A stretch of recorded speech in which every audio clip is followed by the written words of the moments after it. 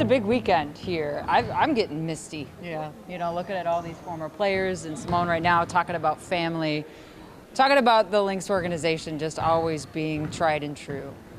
What's it mean to you to have these vets back?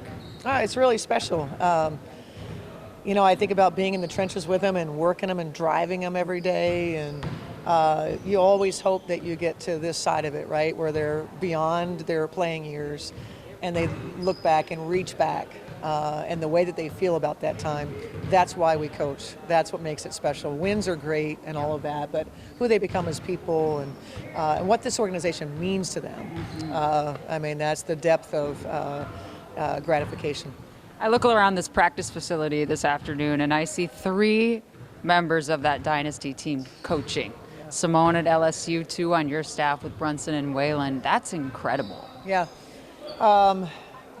Some of them I could probably anticipate, but not all of them. Yeah. Brunson didn't necessarily sit around and say, I want to be a coach, and Simone said, hell no, not no. But there's no way. She was just going to keep buying lottery tickets, and she was never going to do anything else. And so it is fun to see. Rebecca took a leap of faith in conversation that we had. I just think you'd be good. She's just so bright. Her diagnosis of situations is unmatched, and her ability to impart, the wisdom. We call her the bishop. She just has, great things to share, and Bishop Brunson sounds good. Yeah, Bishop Bibi. That's who she is.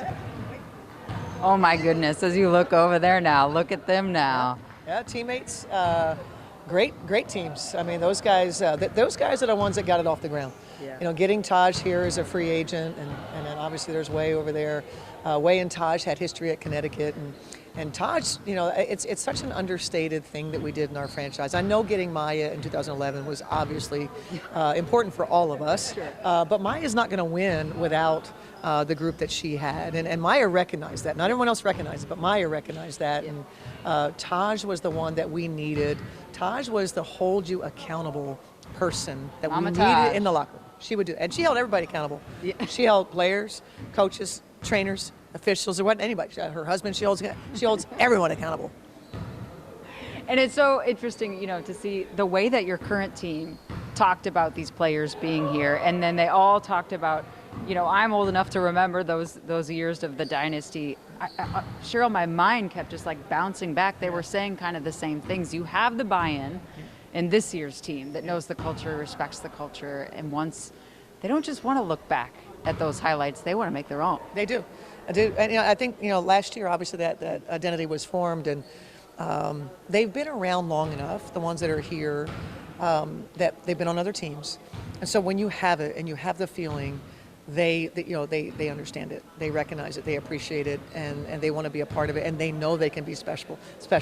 They want to add to what this group is. It doesn't want it to be that's the only rings we ever talk about. They want their own. They appreciate the culture that they're standing on. They want to make their mark, and I know that the alums very much want that for them. Yeah, it was interesting listening to Simone get asked questions about Fee. They played 1 year together. Yeah. And Simone started to smile when that was brought up, and remembering this rookie coming in and how much they wanted to take care of her but give her the keys. They did. That was, like it happened yesterday. That was 2019. Simone and Sil, obviously the others, the band broke up, right? And so we kind of, Simone and Sil were the remaining pieces, and they did. They looked at Fee and they said, you're next. You're the anointed one, and they poured into Fee. And Fee is a great one to pour into. Humble just like they were. Mm-hmm. So I think they saw all that, and they were preparing for her to take over. I got asked this question the other day and I didn't like it, so I'm going to ask it to you because it was about you. Okay.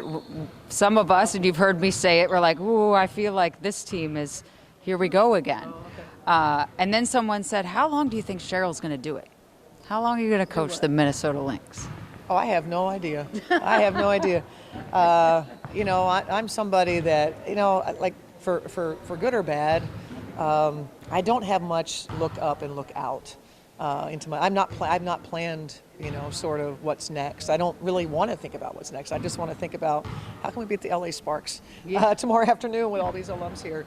And like I said, it's good, it's bad. I've always been a pretty laser focused on what I'm doing, where my feet are, and love the one you're with right here, right now, what I'm doing. That's my mindset. Love the one you're with. I like the 10 toes down thing too. That's what the 10 toes kids down, say. baby. 10 toes down. We come off our first loss of the season. I guess you didn't have to happen, but we've got a loss. And you had a 4-minute and 27-second press conference after the game. You said what you said, all done. Do you feel like you had a good practice today to walk into that big game tomorrow against LA? Yeah, I think there's some things that we've been trying to share with the team, that winning doesn't really give you the audience that you need. Losing gives you an audience, gives you, a little more open ears. They heard me, but they were getting through it and winning, and so, and it's a little bit different now. We lost the game because our defense was below average, far below average. A defensive rating in a game of 122 puts you historic. So that just can't be. And there have been some games that we have, sort of just gone up and down. We haven't played bad, just run up and down, but don't do anything to really separate or impose our will. And it has to be pulled out of them. And so, we're just letting them know that, in life you get what you accept. We can just sort of, say, oh, it was just a bad game. Or you can kind of go, no, we've been accepting some things from you guys that we know is not going to lead to long-term success. Today was a really good day to hit those things. I'm not sure how they felt, but I thought it was a really good day. Practice went longer than anticipated, so there's alums around. There's a lot of talking. A lot of talking. Long Well, session, a lot of talking. okay. We're Thank you, good. thank you, Coach Reeve. We appreciate it. Thank you. That's all for BTN Plus.